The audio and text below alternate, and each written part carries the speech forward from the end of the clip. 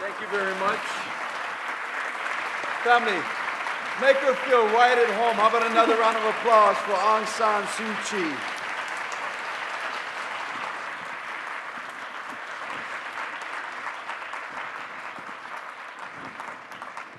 At this time, we'd like to begin our question and answer discussion.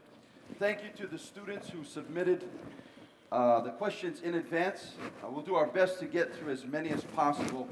Dao Su, these students are amazing. I've had an opportunity to go over some of the questions, and I think you'll find that very, very intellectual young individuals here. When we call out your name, please stand to your feet so that Dao Su gets to see who you are. After we ask your question, you may be seated. I would like to ask Alina O'o of McKinley High School to please stand. Ryder Riggs of Moanalo High School and Jennifer Takahashi of St. Andrews Priory.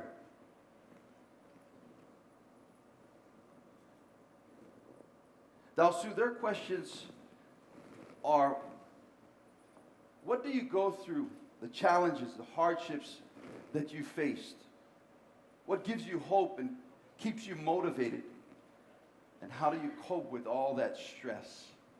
You may be seated. Well, I don't know how I cope with stress. I think sometimes I cope with it simply by going to sleep.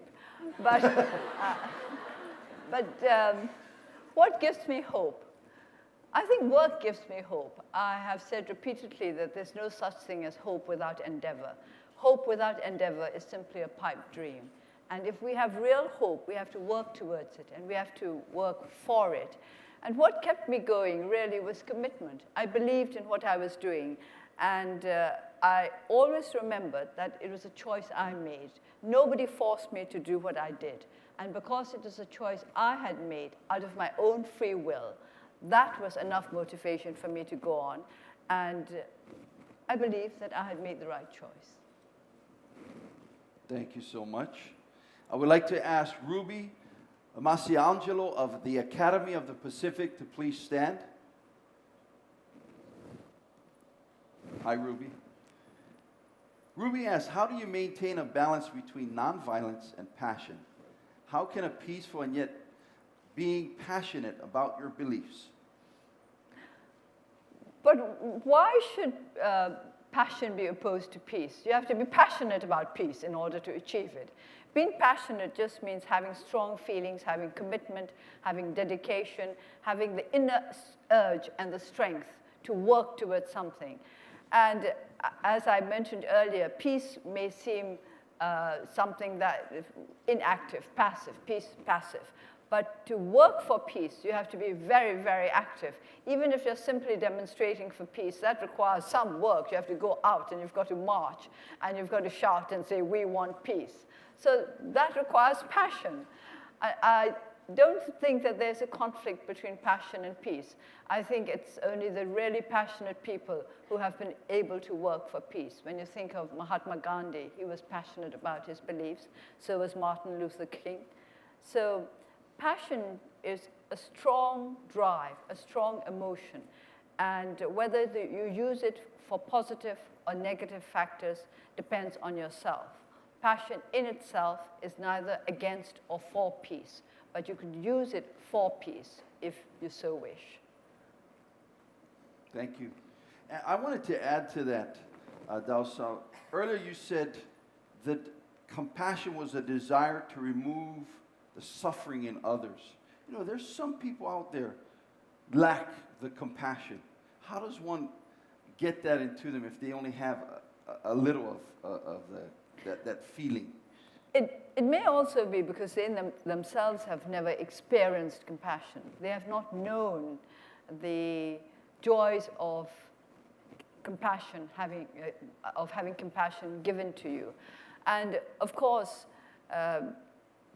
hate is the enemy of compassion.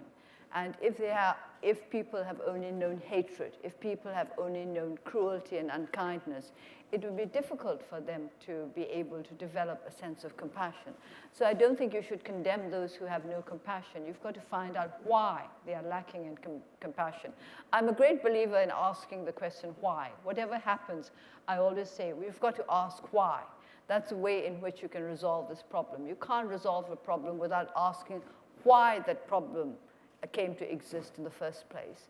So if people have no compassion, you have to ask why. Why is it that they're lacking in compassion? Why are they so cruel? Why are they so brutal?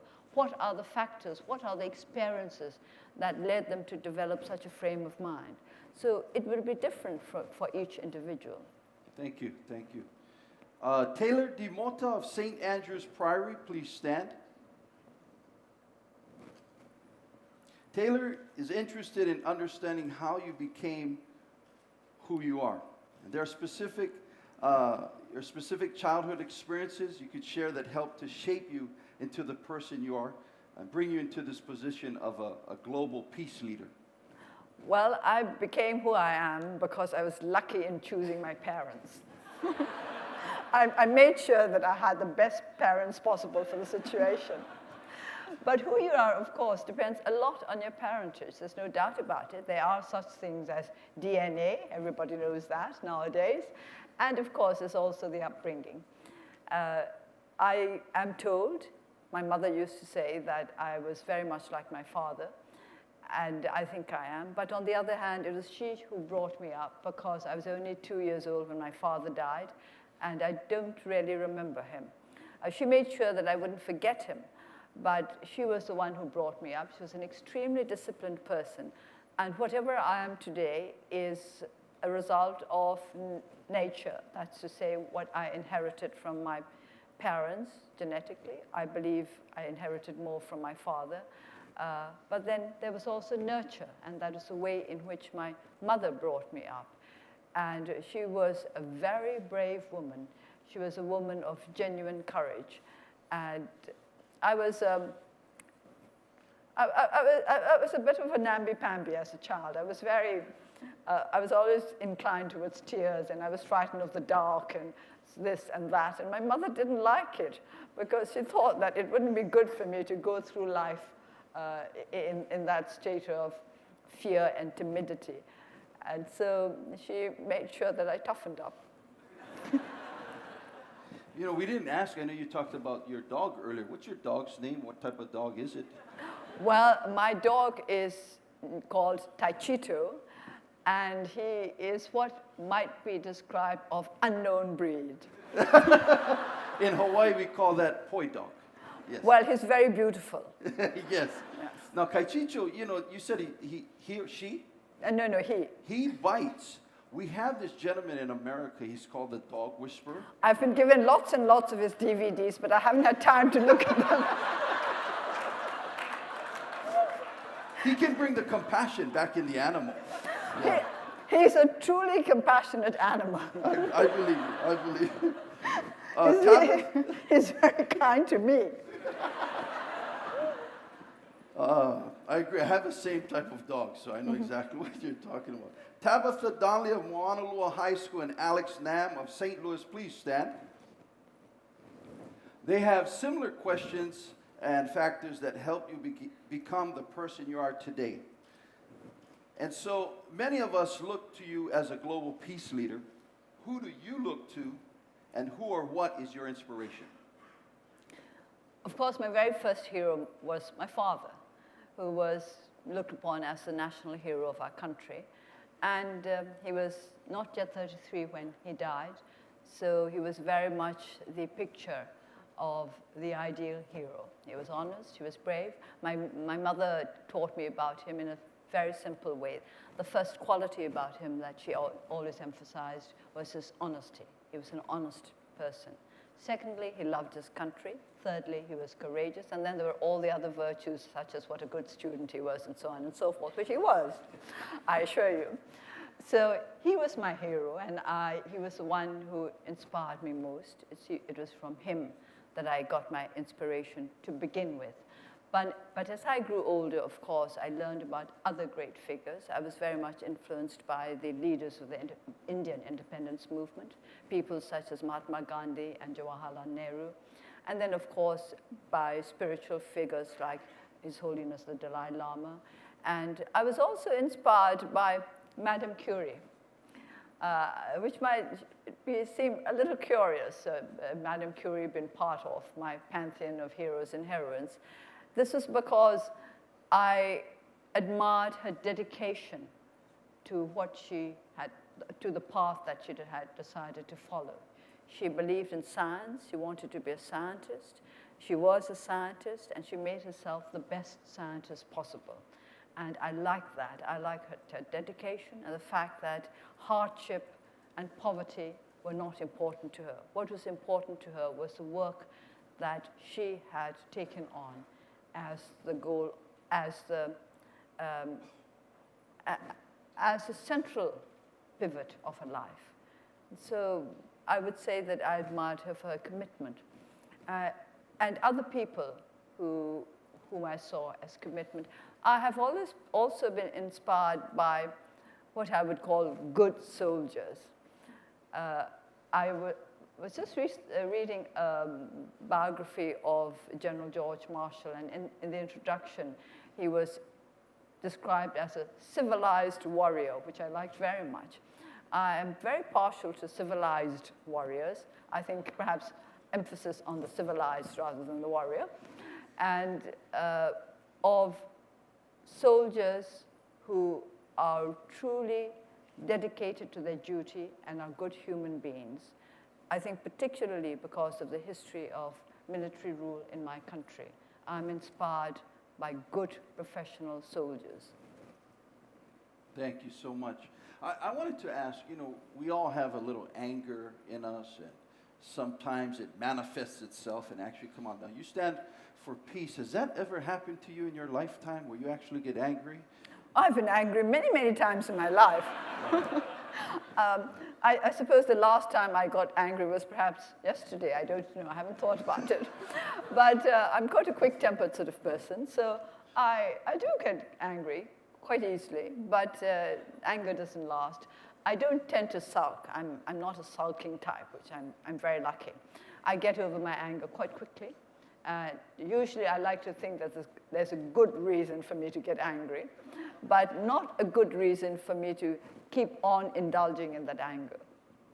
Okay, thank you so much. Please forgive me, this next student from Marino, Andrew Pham Sun Van. Andrew, did I get that right? Give me one. It wasn't even close, was it? We thank you for coming. Andrew asks, how can we, the youth of today, bring about change in this unjust world? Well, you have to start by believing that you can bring about change.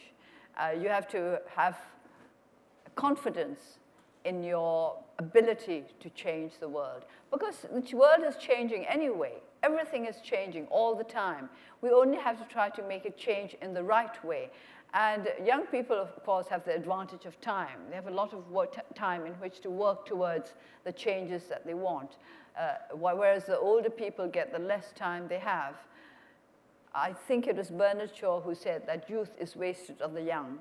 So you shouldn't waste your youth while you're young and you have the strength and the time and the ability to make change. You've got to make change, but first you have to know what changes you want. Justice, you have to believe in justice. And you have to ask, what is justice? We think about it a lot in Burma because it's something we haven't had for a long time.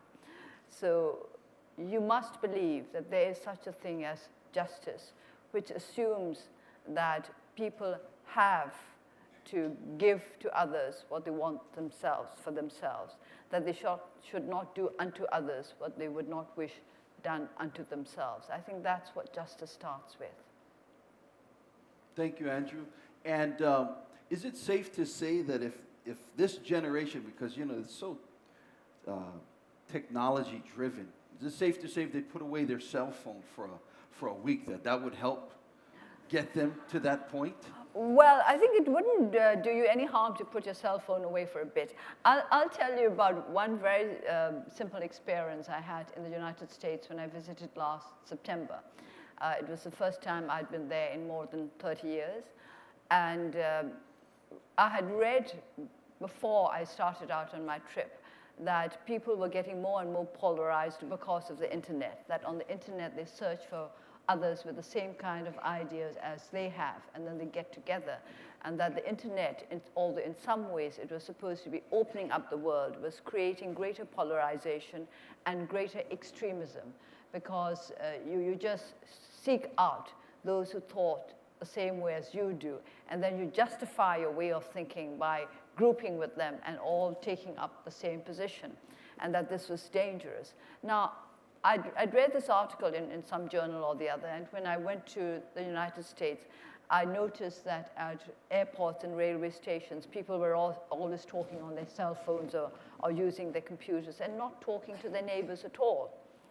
Whereas when I was young, whenever we traveled, we would make friends with perfect strangers because we had nothing else to do. We didn't have cell phones. We had no computers. Of course, we could read, but it does get a bit exhausting sometimes, especially if the journey is long. And sometimes at a railway station or at an airport, you may not have with you a book that you want to read. And we would often, very often, strike up a conversation with whomsoever we found ourselves with. And we would learn to know people who were totally different from us and who saw the whole world in a totally different way. I think that was a good thing. It broadened our horizons. And I was a little worried to find people simply talking to their cell phones and computers, which meant that they were not making new friends. They were just getting in touch with those whom they already knew. They were not widening their circle. They were not using travel. I mean, when you're at a railway station or an airport, you're traveling, even if for just a short period. Travel was not helping you to broaden your mind at all. Your mind was simply been broadened as far as would be allowed by where you choose to go to through your computer and your cell phone. So I do think that it's important for us to think of life before, what life was like before the cell phone, and what life might be like without the cell phone these days. By the way, my first ever cell phone I got in my hand just 2 years ago. And I was so unused to it, I didn't quite know where I was supposed to put it. You know, it was not like, it was not like the old telephone receivers where you knew where the ear went and where the mouth went. But I've learned to use the phone to a certain extent, just to a certain extent. I certainly know how to turn it off after I finish the conversation. Thank you, Sue. Joseph Brown of Hawaii Baptist Academy, can you please stand? Joseph, thank you. As a modern epitome of courageous leader and activist, what advice can you give to future leaders? How do they have the courage to stand up for what you believe in, knowing the consequences? I think one of the most important needs, most important things for a leader to be is not to think of himself or herself as all that important. I think if you get very self-important, you won't make a good leader. Basically, you need a sense of humility. You do need confidence in yourself. Otherwise, if you have no confidence in yourself, you cannot lead others. But at the same time, you must never let go of a sense of humility. If you think that you're great because you're a leader, then you're bound to be a leader who is not so great at all. So a sense of humility, which means a degree of detachment, is important. You have to be able to look at yourself from the outside, to be able to judge yourself before others judge you, because you're going to be judged anyway. So you might as well do the worst job yourself before somebody gets at it. Thank you very much. Is Aiden Matsuura here from Asset School, and Micah Tarawa of Pacific Buddhist Academy. Thank you, gentlemen. Now, they're interested in learning about your goals for the future. Aiden and Micah want to know, how do you see yourself in the future? What is the most important thing you would like to accomplish in the next 10 years? I would like to see Burma as a strong, thriving democracy. That is to say, a society in which my people can grow and become part of the world and be able to give to the world. At the moment, we're in a position where we have to ask for help and support. But within 10 years, I want to see my country as a country that can actually help others, that we can give more than we have received. Thank you. And thank you, Aiden and Micah. We have a number of students here. Nathaniel Trinidad from Wanalua High School. Nathaniel. And Kate Sklabasi from Pacific Buddhist Academy. And they're wondering about the future of our country. What do you see for the Myanmar's future? What further reforms would you like to see implemented in your country? Well, you're talking about further reforms. I mean, we still need the first set of reforms implemented. People keep talking about democratic reform in Burma. Yes, there is a drive towards reform, but no structure to it. And that is worrying me. I think there should be structure to a reform. We should have a proper reform policy. There should be proper sequencing. So let's get the first set of reforms through first. Let's decide what are the greatest needs in our country. To me, one of the greatest needs we laid out as part of the platform when we contested the by-elections. And first of all, we need rule of law in our country. Then we need internal peace. We need to end all ethnic conflict. And then we need amendments to the Constitution, which does not really allow genuine democracy. And these three, of course, are connected.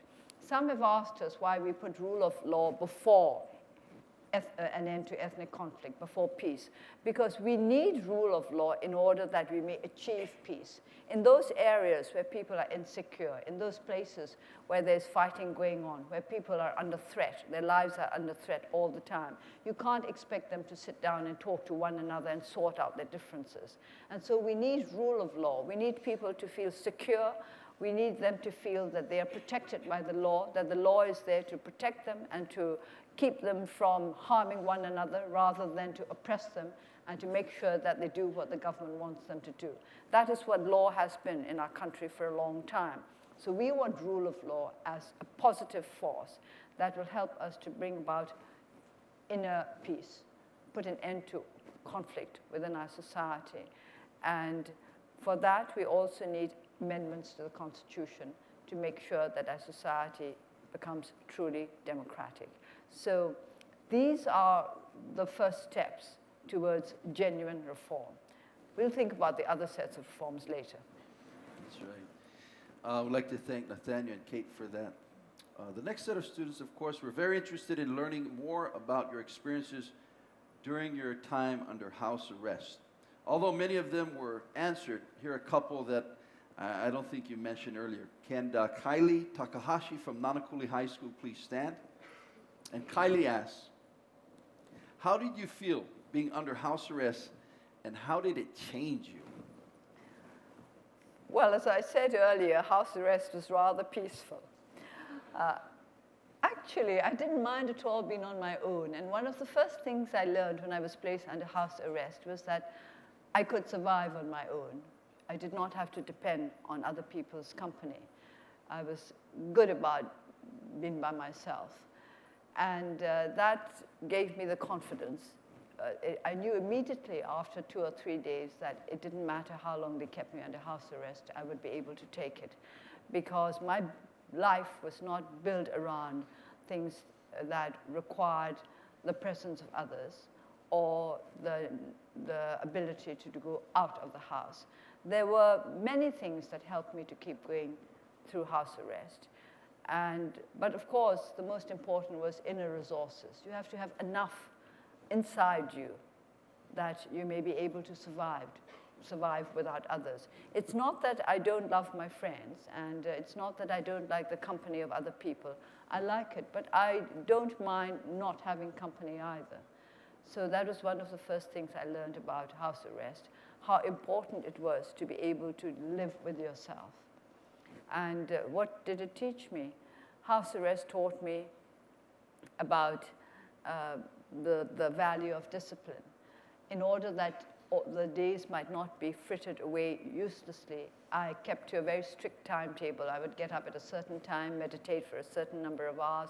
I would listen to the BBC World Service at fixed hours to make sure that I was keeping up with what was going on in the rest of the world. And I also made sure that weekends were free so that I would not lose track of time. 5 days work, meaning to say keeping to a rigid timetable, and 2 days off when I could do whatever I please. I didn't have to read at a particular time or do my exercises at a particular time. I could do whatever I please. I could sleep late if I wished to, and so on. So that, it was structured, a structured existence. It was a disciplined existence. And that was what made it easy. It made it, or rather, it made it not difficult. Because discipline is never that easy. You have to stick to something that you've imposed on yourself. It's not something that comes naturally, such as breathing. It's something you have to practice, like meditation. You know, Delsu, it seems as though you have a very, very wide sense of humor. And it's often said, if you can steal a person's joy or happiness, you can tear a person down. What did you do during that time to bring back joy, to bring back happiness on a daily basis? You know, for us, we call family or friend, we'll call somebody close to us or see them to help cheer us up. But in your situation, you didn't have the ability to do that. So share with us. Well, you have to always have certain goals, even if they are short-term, small ones, such as you know, what you decide to do for the day. As I said, I was very disciplined. I kept a strict timetable. Talking about joy, one day I found myself thinking, well, I'm feeling rather pleased with myself. Please don't forget that I'm under house arrest, I told myself. Because I had to remind myself that there was no reason for me to be pleased with the situation. But I was pleased because I think I'd probably done something like finished the most boring book I felt I had to read, or something like that. Anyway, I was feeling very pleased, and I was feeling happy. So I reminded myself that one had no right to feel so happy if one is under house arrest. Very good. Delsu, would you care for some water? Yes, please. All right. There you go. And the only reason I ask is so that I can join you with a sip there. I would like to ask Pasina J. Abe of McKinley High School to please stand. Right here in the front left. What was the first thing you did after being released from your house arrest? The very first thing. Well, I've been released from house arrest a number of times, put back again and then released.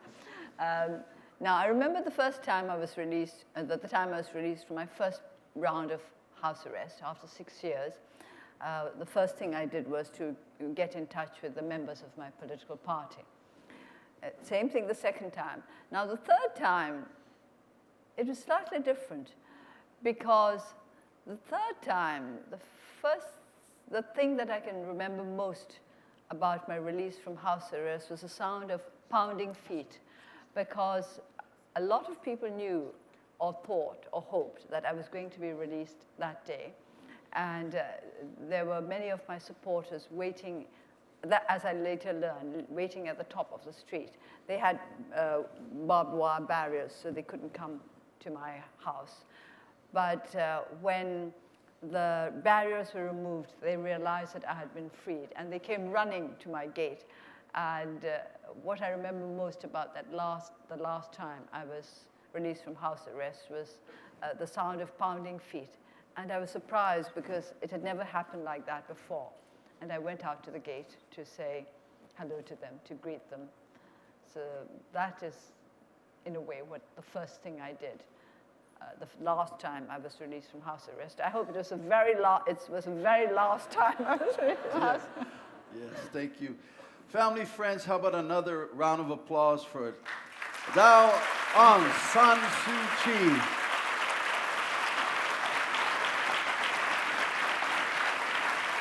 Delsu, stay right where you are.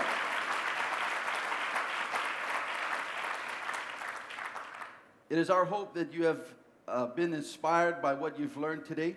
We encourage you to share it with others and to continue to look for ways to practice peace and aloha each day. Remember that you are a future and you can make a difference. We would now like to begin our closing ceremony, starting with a performance by Halau Hula Olana.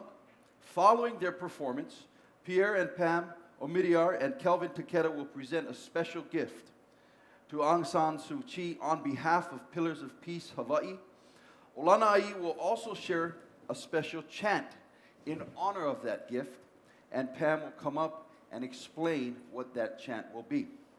So please join me in welcoming Halau Hula Olana as they perform our closing number, Surround Me with Love.